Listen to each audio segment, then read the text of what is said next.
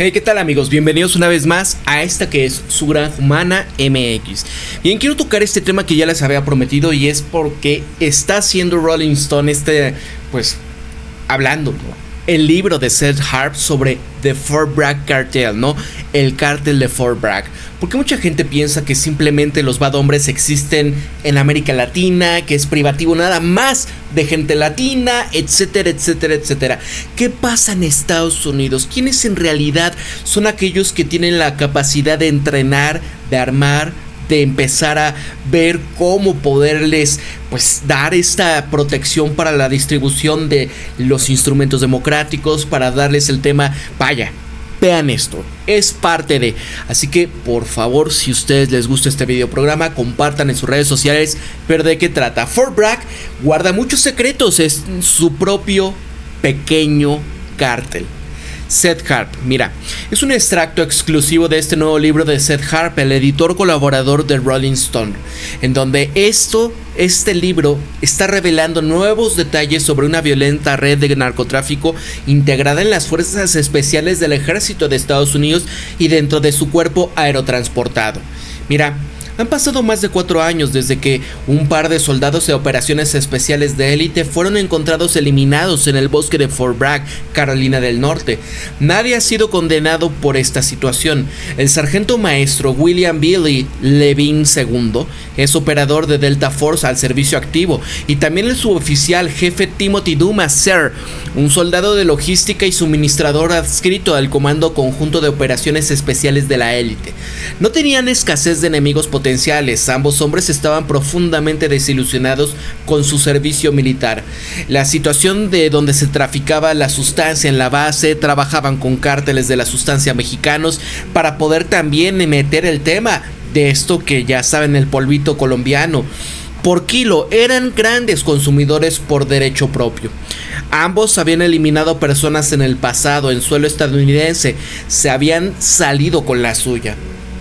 Se decía que ambos estaban escribiendo también libros reveladores sobre su tiempo en el servicio y lo que sabían sobre este crimen organizado de las fuerzas especiales. Así que cuando sus cuerpos aparecieron acribillados y abandonados en un remoto campo de entrenamiento de Fort Bragg el día 2 de diciembre de 2020, víctimas de eliminación aparentemente profesional perpetrada por hábiles eliminadores, pocos se habían sorprendido de lo que se los hubiesen torcido. Pero después de tantos años, esta identidad de los perpetradores sigue siendo un misterio. En un giro inesperado de la historia que ha encubierto durante casi 5 años, el Departamento de Justicia había acusado en 2023 a una persona inesperada de orquestar esta eliminación en contra de Lavinch, de 37 años, y Dumas, de 44. Se declaró inocente y se esperaba que el juicio comenzase a principios del año 2026. Mientras tanto, otro hombre de la policía profundamente corrupto admitió haber tenido un motivo para eliminar a Lavinch y Dumas, y que inmediatamente después de estas eliminaciones, la mayoría de sus allegados de Lampa sospechaban de él por el doble homicidio. Su nombre era Frederick Wayne Huff II. Mira, él era un agente de la ley de Carolina del Norte, nacido en 1980, nunca sirvió en el ejército y aún así, su historia de promesas tempranas, grandes logros, desilusiones posteriores, la pérdida de la fe, rebeldía contra su antiguo empleador y la caída en la situación de la adicción. Aquí, en el narco y la delincuencia violenta fue similar a la de Billy Lavinch y Timothy Dumas, aunque algunos detalles de estas hazañas criminales también fueron reportados en algunas publicaciones de Carolina del Norte, donde las autoridades habían mantenido en secreto su conexión con los sucesos de Fort Bragg. Frederick Huff se unió a la policía de Lexington poco tiempo después de haber terminado esta preparatoria. Autodenominado perfeccionista obsesivo, trabajó incansablemente para superarse durante las fases maníacas de su trastorno bipolar. Rápidamente se había distinguido como un joven oficial canino altamente motivado, con una habilidad sobrenatural para encontrar dinero de las sustancias en los controles del tráfico. Muchos correos de los cárteles de paso por Carolina del Norte habían perdido sumas de 5 o 6 cifras a manos del oficial Huff, un hombre blanco alto, corpulento, de piel rosada, ojos entrecerrados y un corte de pelo alto y ajustado. En 2009, Hoff había sido nombrado oficial de la Fuerza de la Tarea de la DEA y asignado al Centro de Inteligencia del Paso, EPIC. Aquí, la principal fuente de inteligencia de la agencia sobre los cárteles de la sustancia mexicanos. Ahí entabló amistad con Carl Culberson, un analista de la DEA con la enfermedad terminal, un hombre de color con gafas cuya larga y variada trayectoria con el gobierno federal incluían un periodo según él mismo había declarado en la CIA. Y al borde de la eliminación por el cáncer de páncreas, Culberson había confesado algo que cambió el curso de la vida de Hoff. Mira, lo que tú crees que estás haciendo es noble, decía Culberson a Hoff, pero lo que quieren aquí, eres un peón, todo lo que haces es en vano. Hoff se había sentido discretamente perturbado por las palabras de Culberson, que interpretaba como que el gobierno de Estados Unidos pudiese detener el flujo de la sustancia a Estados Unidos en cualquier momento, pero optaba por no hacerlo y sin embargo continuó trabajando como agente antisustancias, ¿no? Y es lo que hemos visto, ¿no? Si en realidad pudiesen ellos, o más bien quisiesen acabarlo, sin ningún problema, ¿verdad? Pero ¿qué tanto sirve al interés de Estados Unidos el poder hacer doctrinas de shock, instrumentalizar a estos bad hombres que al final, problema, reacción, solución, tenemos que intervenir? Y todo el negocio que hay detrás de todo esto. Mira, 2010. Hoff había regresado a la policía de Lexington, que estaba ubicada a unas 2 horas al norte de Fort Bragg. Volvió a dedicarse a lo mejor que sabía hacer, adivinar qué conductores que pasaban llevaban dinero de la sustancia, detenerlos y confiscarles el dinero. Un conjunto parcial pero revelador. Los registros policiales habían mostrado que entre el año 2010 y 2013, él había incautado $1,300 millones a 25 conductores, quienes había detenido por infracciones de tránsito. Todas las paradas se habían realizado en el tramo de la Interestatal 85 entre Charlotte y Greensboro.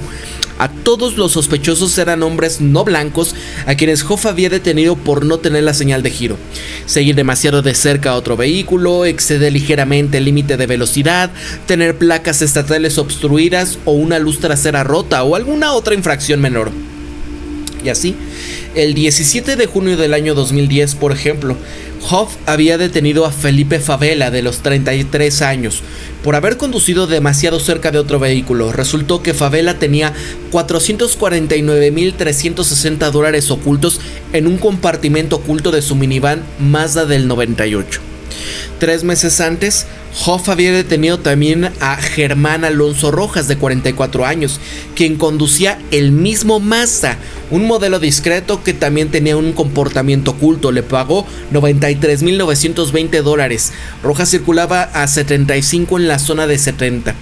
Con este dinero que Hoff había aportado, que según él ascendía a más de $9 millones, el departamento de policía construyó un nuevo centro de entrenamiento de Lexington, compró una flotilla de vehículos de último modelo, invirtiendo también en arsenal de rifles de asalto negros recién salidos de fábrica.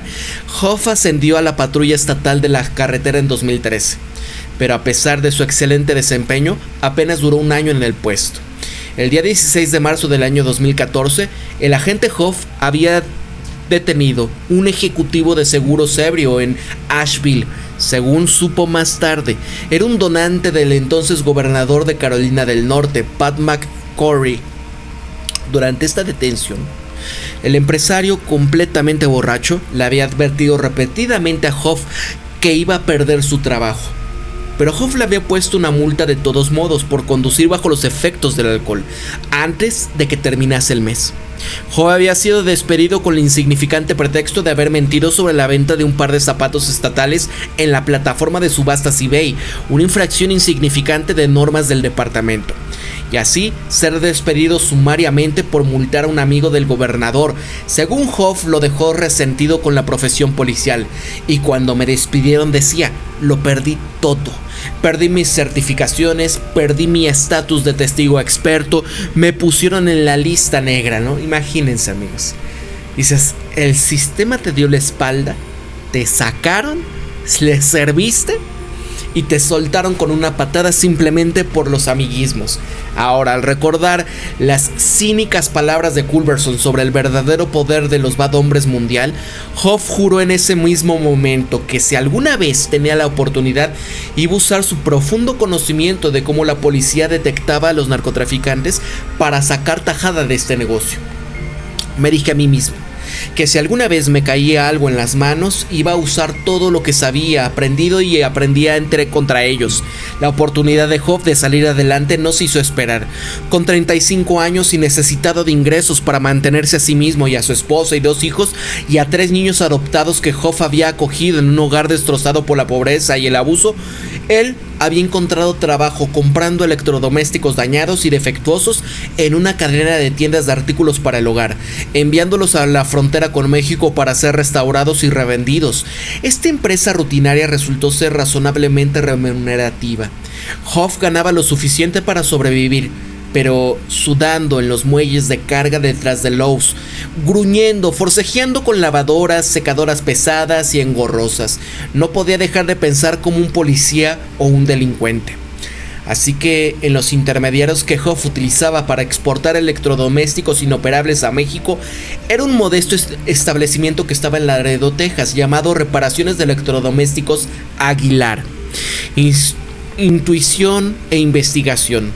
Hoff determinaba que este taller de importación e exportación, ubicado en un par de remolques portátiles en un terreno descuidado en uno de los barrios más pobres de este caluroso y soleado Laredo, era la propiedad de la familia de Miguel Ángel Treviño Morales, a quien como Hoff sabía desde su época en Epic que era uno de los capos de la sustancia más conocidos del planeta.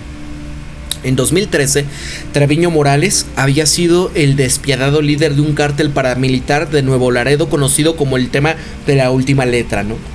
De todos estos, de la sustancia en México, ellos eran los más temidos y letales. No eran simples narcos, eran soldados reales de élite entrenados en los Estados Unidos. Este cártel había trazado sus orígenes en un proyecto conjunto entre los Estados Unidos y México para crear una unidad de comando mexicana inspirada en los Boinas Verdes, llamada Grupo Aeromóvil de Fuerzas Especiales. Los miembros originales del GAFE, como se conocía esta unidad por sus iniciales en español, fueron entrenados en una guerra irregular nada menos que en Fort Bragg, Carolina del Norte, así como Fort Benning, Georgia. También recibieron instrucción de entrenadores israelíes. Alrededor del año 2000, la mayoría de las unidades desertó del Estado mexicano y fueron a trabajar directamente para el del Golfo, una sede en Matamoros. Esta era una poderosa mafia que encontraba y controlaba parte inferior de la frontera de Texas, sirviendo también como su brazo armado y cuerpo de ejecutores. Poco después, los comandos rebeldes traicionaron a sus nuevos jefes, emprendieron su propio camino y formaron un cártel rival. Era el tema de los Zetas, una referencia del indicativo alfanumérico que utilizaban al primer jefe del grupo, un oficial de fuerzas especiales mexicanas que se llamaba Arturo Guzmán de Sena. Y así, la llegada de los Zeta marcó el inicio de la era más oscura de la historia de México. Entrenados en puntería, despliegue rápido, emboscadas, vigilancia y operaciones psicológicas. Ellos empleaban la fuerza militar para poder consolidar el control sobre la mayor parte de la frontera con Texas y en el puerto de Veracruz. En la costa del Golfo, con el apoyo de fuerzas policiales estatales y locales que cooptaban, así como el sinfín de sicarios de corta duración reclutados de entre la clase baja de la frontera norte. Ellos vestían uniformes paramilitares, circulaban en vehículos blindados caseros llamados los monstruos. Para sembrar así terror, se filmaban cometiendo atrocidades repugnantes. Miles de personas se fueron de este mundo en sus incursiones, asaltos y oleadas de incendios provocados. Miles más fueron secuestrados o desaparecidos. Y decía, eres el chico blanco más rudo que he conocido.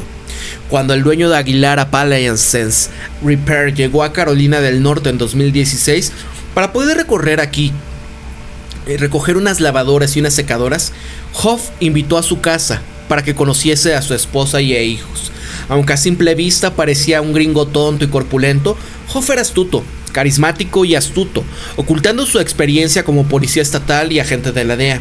Se ganó la confianza de la mujer, dedujo que se trataba realmente, que estaba realmente involucrado en el mundo de la sustancia mexicana. Poco a poco dejó claro que estaba interesado en comprar sustancia al por mayor. Y tras un noviazgo de meses en el que ambos se tantearon, Rubén Treviño Morales, uno de los 15 hermanos de Miguel Ángel y Óscar Omar, accedieron a conocer a Hoff en persona. El imparable encuentro tuvo lugar en el estacionamiento del restaurante Tex-Mex de McAllen, Texas. Gritaba "Cartel", recordando Hoff sobre la primera vez que había visto al menos conocido hermano Treviño Morales. Llevaba ropa de diseñador carísima, tenía una uña en el meñique larga por haber recibido sustancia en la nariz. Parecía el Kenny Rogers mexicano. Aquí, un anglosajón que hablaba el español deficiente, carecía de vínculos familiares con México, podía simplemente acercarse a una organización de bad hombres transnacional extremadamente peligrosa como los Zetas, consiguiendo convertirse en uno de sus distribuidores en Estados Unidos. Esto parecía una trama inverosímil en una película irreal. Y sin embargo, porque ojo amigos, aquí cuando dicen es que no existen en Estados Unidos los bad hombres, bueno, eso es exactamente lo que hizo Freddie Wayne Hoff, según consta con los registros judiciales. De 2016 al año 2021 fue el hombre clave de esta organización en las Carolinas, con una operación que se extendía desde Georgia y Virginia, continuando dirigiendo este negocio de electrodomésticos. Ya era rentable. Lo utilizó como fachada para traficar la sustancia, alquiló una bodega en High Point, un suburbio húmedo y congestionado de Greensboro, Winston-Salem. Compró camionetas de mudanza, remolques, contrató empleados. En la cúspide de la carrera criminal, Hoff transportaba entre unos 50 y unos 100 kilos de ese polvo cada 7 o 10 días, y esto lo colocaba entre los principales traficantes en Estados Unidos. Mira, eres el chico blanco más rudo que he conocido, recordó Hoff con orgullo cuando le decía a Treviño Morales. Basándose en esta experiencia previa como agente canino, Hoff había ayudado a los contrabandistas fronterizos de este grupo a comprender cómo poder empacar y ocultar cargamentos para frustrar a los perros detectores de la sustancia. Los envolvían estos kilos en toallas de taller empapadas en amoníaco, las sellaban al vacío en plástico y luego repetían este proceso, envolviendo ladrillos en múltiples capas de seguridad de químicos extremadamente penetrantes que los perros harían cualquier cosa por evitar. Y para burlar a las máquinas de rayos X, consiguió un tráiler cuyo eje diferencial trasero había sido ahuecado y revestido con plomo. Un trabajo personalizado que costó $50,000. Se necesitaron 13 pernos para desarmarlo, pero parecía mucho más complicado, decía Hoff, quien sabía cómo poder explotar la pereza humana común de los agentes de aduanas, y entre otras habilidades en el aparato de interdicciones de las sustancias. Él asesoró a los mensajeros de los cárteles sobre cómo poder ocultar dinero en autos. Era como si estuviese dando clases en una maldita escuela, decía. Hoff utilizaba el mismo información que había obtenido como agente de la ley para luego frustrar las acciones de la policía y así mejorar sus actividades del tráfico de la sustancia. Esto dijo el fiscal federal Randall Gallin, fiscal federal adjunto del Distrito Medio de Carolina del Norte. Me habló de una organización de narco dentro del ejército. Y así, como escondite personal y bases de operaciones, Hoff había alquilado una gran casa de ladrillo rojo en Peppermill Drive, Lexington. Este contaba con un garaje de 4 coches y sótano. Lo convirtió en una sala de juegos y gimnasio repleta de compartimentos ocultos, operado por motores eléctricos activados con interruptores magnéticos, donde se almacenaban fajos de dinero, kilos de polvo y allí recibía a gángsters de todo el estado, así como al sur de Virginia y al norte de Georgia, incluyendo Atlanta, así como a los estafadores y mafiosos de Nueva Jersey, Connecticut e Illinois. Durante sus 2 primeros años en el negocio, antes de desarrollar una red de ventas de Fort Bragg, él vendió principalmente a los pandilleros de callejeros de Raleigh, Charlotte, y traía a Piedmont, una extensa aglomeración de suburbios, centros comerciales, parques y oficinas, hogares de aproximadamente 1.6 millones de personas, con High Point cerca del centro. Así, su mansión de trapo acudían los matones de Bloods, Crisp, Gangsters Disciples, para poder comprar los kilos a precios mayoristas de $40,000, producto que se desmenuzaba y distribuía en la calle. Para la protección personal, Hoff llevaba 2 pistolas subcompactas idénticas fáciles de ocultar. Tenía 2 Glocks de calibre .380, me contaba, eran muy pequeñas, solamente tenían capacidad para 6 balas, pero eran muy precisas. Por eso siempre llevaba una en el tobillo. Si se me acercaban las balas de encima, pudiese arrodillarme y quitarme la del tobillo, lo que me daba un máximo de 12. La seguridad adicional provenía de un grupo de aliados entrenados. Casi todos ellos eran policías, ayudantes de sheriff, infantes de marina de Camp Lejeune o soldados de Fort Bragg. Hoff era en efecto el franquiciado de los Zetas en el Carolina del Norte. Y al igual que ellos, su pequeño cártel estaba compuesto casi en su totalidad por policías y soldados. Imaginen esto, o sea, ya se van dando cuenta. Porque cuando, os digo, no es que todos sean así, pero cuando tú ves, o sea, les ves la mirada a veces, ¿no? Y mejor es ni verlos. ¿No les ha pasado? De repente yo a veces me quedé viendo a uno y me paró. Y fue así de que, pues es que me viste feo, carnal, y que no sé qué. Y por cualquier cosa buscaba ver el tema de, si tienes la verificación, cualquier cosita, ¿no? Toda esa gente... Porque aparte les dicen, oye, es que tienes que juntar tanta lana y demás, tienes que infraccionar. Es la mordida, ¿no? Pero imaginen cuando te topas con un bad hombre. Bueno, eran ex agentes de la ley y ex militares, decía Randall Gallion, el fiscal federal, sobre los cómplices de Hoff. El señor Hoff sabía que le aportarían habilidades que le serían útiles. Un día en el año 2018, un par de agentes del FBI se presentaron en el almacén de Hoff en High Pond. Una visita inesperada que le infundió un profundo temor, pues tenía $700,000 de tráfico de la sustancia escondidos en una lavadora a plena vista. Y resultó que los agentes solamente querían hablar con él sobre uno de los empleados del almacén, Robert Seward, un hombre de color con barba Fayetteville. Se había convertido al Islam. Años antes, Seward había viajado a Siria y se había unido a Estado Islámico, solamente para desilusionarse con la austeridad del yihad, escapar a un campo de entrenamiento y regresar a Estados Unidos. No te puedes inventar esto, decía Hoff. Los agentes del FBI parecían vigilar a Seward sin intención de arrestarlo. Hoff les dio poca información y mantuvo a Seward como empleado porque sabía perfectamente que contenían las lavadoras, secadoras, lavavajillas y estufas que debía descargar. Robert sabía lo que pasaba, vivía en uno de los almacenes y hacía la vista gorda. Un día vine y me dijo, oye, tengo un amigo que trafica mucho de esta sustancia, ¿te importaría que te lo presentase? Hoff dijo que sí.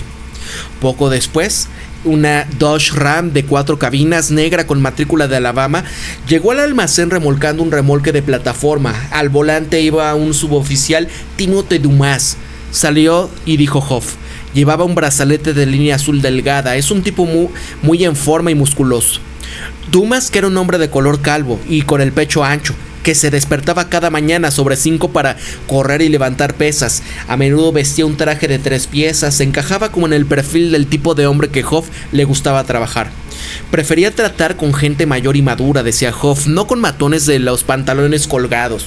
Una vez que se conocieron, Hoff y Dumas se convirtieron no solamente en socios, sino también en mejores amigos. Él era un hombre increíble, decía Hoff, probablemente el tipo más increíble que he conocido, nada homo, se apresuró a añadir. Y acá, una cosa es traficar sustancias internacionalmente y contrabandearlas por todo el país sin ser detectado. Y otra cosa, a menudo más arriesgada, es convertir a grandes cantidades de sustancia en efectivo. Lo que hacía Dumas, un socio tan valioso para Hoff, era la capacidad que tenía para liquidar productos al por mayor a un ritmo increíble. El secreto de su agilidad mercantil residía en Fort Bragg. Ojo con eso. Miren, esta es parte de una de las imágenes que aparecen acá. Miren, aquí está. Miren esto, ¿no? Vean esto, $1 millón de sustancia en el sótano de la casa de Freddie Hoff, Lexington, Carolina del Norte. O sea, imaginen eso, es esa cantidad de dinero. Una cosa es esto, ¿no? En Fort Bragg. Tim me había hablado básicamente de una pandilla, decía Hoff, una organización de sustancias dentro del ejército, compuesta por un grupo táctico de soldados que se autocontrolaban. Los paquetes de este polvo que les pasaba a Dumas se distribuían una vez entre el grupo. Una confederación de traficantes semi-independientes de Fayetteville y sus alrededores. Los miembros principales de esta mafia militar clandestina, según Dumas, eran soldados de fuerzas especiales que se habían pasado al lado oscuro durante su despliegue en Afganistán. Los principales actores eran eliminadores entrenados, habían eliminado gente, decía Hoff, y por lo tanto actuaban según las reglas del cartel. Para saldar las deudas y resolver disputas recurrían a cualquier cosa, incluso a eliminar a alguien más. Así que fue una porquería realmente incriminatoria. Además de traficar esto dentro y fuera de la base, se llevaban granadas, decía Hoff, se llevaban armas automáticas, las robaban en las armerías de Fort Bragg, las revendían en el mercado negro. Este papel de Dumas en el tráfico de esto y las conspiraciones antes de ser expulsado del ejército consistían en la falsificación de entradas en el sistema de contabilidad en el libro de propiedades para poder evitar que nadie se diese cuenta de la desaparición de estos objetos. Ese era su trabajo, mantener los registros. Y durante la segunda década de la guerra global contra los bad hombres, las organizaciones criminales de Estados Unidos obtuvieron gran parte de su armamento de miembros corruptos de 4 ramas de las Fuerzas Armadas. Pandillas callejeras de Florencia 13 compraron rifles de asalto a infantes de marina estacionados en Twin Palms, California. Un SEAL de la marina vendió ametralladoras al club de motociclistas ilegales Mongols. Un gángster de Disciples obtuvo una pistola utilizando tiroteos de Chicago y soldados de Fort Campbell, Kentucky, por nombrar solamente uno de estos casos. Soldados, marineros, aviadores e infantes de la marina estadounidenses participaron significativamente en este río de hierro clandestino que mantenía a los cárteles paramilitares de México, especialmente el de la última letra, y sus descendientes, mejor abastecidos que el gobierno mexicano, con ametralladoras grado militar, granadas, bazucas antitanque, cañones rotatorios montados en helicópteros llamados miniguns, explosivos plásticos, así como también ópticas láser avanzadas y gafas de visión nocturna. En el año 2018, 2 soldados de Fort Bragg habían intentado vender docenas de rifles de asalto robados, bloques de C4 a hombres que creían eran representantes de la última letra en El Paso.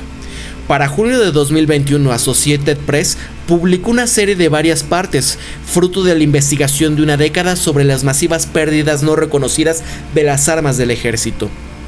Se detalló el caso en una sola pistola robada de Fort Bragg que se utilizó en 4 tiroteos en Nueva York. El soldado que la desvió al mercado negro nunca fue identificado. Dumas le presentó a Hoff a 2 de sus compinches más cercanos. Ambos habían servido en Fort Bragg. Uno era puertorriqueño llamado David García, quien Dumas presentaba como su compañero más antiguo del ejército. Mira, este es mi hermano, decía a Hoff. Haría lo que fuese por él. Eliminaría por él. Moriría por él. Dumas también presentó a Hoff a Orlando Fitzhugh, un otro hombre de color de 40 años y ex soldado. Él, veterano de la 505 del Regimiento de Infantería de Paracaidistas de la 82ª División Aerotransportada, había sido investigado por tráfico de sustancia en Fort Bragg en la década de 1990. Había cumplido la condena en el cuartel disciplinario de Fort Leavenworth antes de ser separado de la fuerza en el año 2000.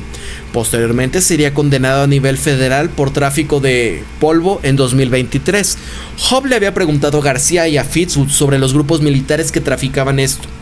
Ninguno de los dos quiso hablar del tema. Hoff se quedó con la impresión de que temían más repercusiones por mencionar nombres, y esto fue extraño, decía Hoff, porque son personas que no le temen a nada. Y así, un día para finales de 2019, Dumas bajó al sótano.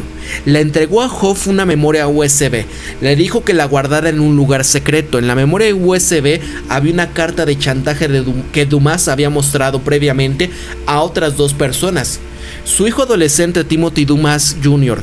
y una camarera de Waffle House con la que solía ligar, llamada Brianna Woods.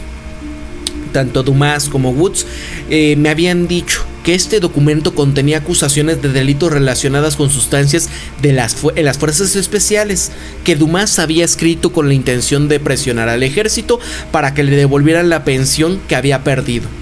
Hasta el momento, Dumas no había cumplido su amenaza de revelar el contenido de la nota. Ahora, le decía Hoff, quería usarla como una especie de interruptor de seguridad, porque si algo le sucedía, quería que se hiciese público. Era como su póliza de seguro, decía Hoff. Él guardó la memoria USB en un cajón de un minibar en el sótano de su casa de Lexington, pero antes la conectó a su ordenador. Abrió el documento del procesador de textos, lo leyó todo a fondo y decía, era una porquería muy incriminatoria. Y aunque 4 fuentes independientes habían confirmado la existencia de su póliza de seguro de Dumas y describieron su contenido en términos bastante similares, solamente Hoff afirmaba haber leído el texto, y según él, la extensa carta estaba dirigida a un general de alto rango, alegando que los soldados estaban involucrados en el transporte de opiáceos desde Afganistán y sus distribuciones en Fort Bragg. La carta identificaba específicamente a militares que supuestamente transportaban cantidades comerciales de este producto nacional estrella de Afganistán, ocupado a Estados Unidos. Nombraba cada uno de ellos. Ya habían pasado varios años y Hoff no podía recordar la identidad de ninguno de ellos, a excepción una. Los acontecimientos posteriores le aseguraron que no volvería a un traficante en particular con el que trabajaba Dumas, un hombre blanco del ejército conocido por Hoff, así como por Dumas, como Will Lavinge. Distribuía la meta o el tema de este polvo, decía sobre Lavinge Hoff, y en el propio Fort Bragg al personal militar de Fayetteville y sus alrededores. Así que añadía, Fort Bragg guarda muchos secretos clandestinos de la sustancia. Es su propio pequeño cartel. Ahí es parte del extracto de este libro The Fort Bragg Cartel de Seth Harp, que será publicado por Viking el día 12 de agosto del año 2025, amigos. ¿Ustedes qué piensan de todo esto? Porque, vean, la corrupción, los bad hombres, no nada más es una cosa de América Latina. ¿Hasta dónde está manchado el aparato en el otro lado? ¿Qué implicaciones? ¿Quiénes distribuyen allá? Porque ha sido mucho el tema de, bueno, ok, pero ¿y allá quién lava el dinero? ¿Y allá quién distribuye? Y el tema de los instrumentos democráticos. O sea, tantas y tantas cosas que se pueden sacar, amigos. ¿Qué va a pasar? Compartan en sus redes sociales. Para La Granja Humana MX se despide Pablo, cuídense mucho, pórtense bien, y si estás acá en la posibilidad de apoyar a este canal, aquí a través de mi Patreon me puedes apoyar. Gracias a todos, nos vemos hasta el próximo programa. Únanse como miembros del canal, un super chat, un super sticker, un super gracias, eso me ayuda mucho. Para La Granja Humana MX se despide Pablo, cuídense mucho, nos vemos hasta la próxima, compartan.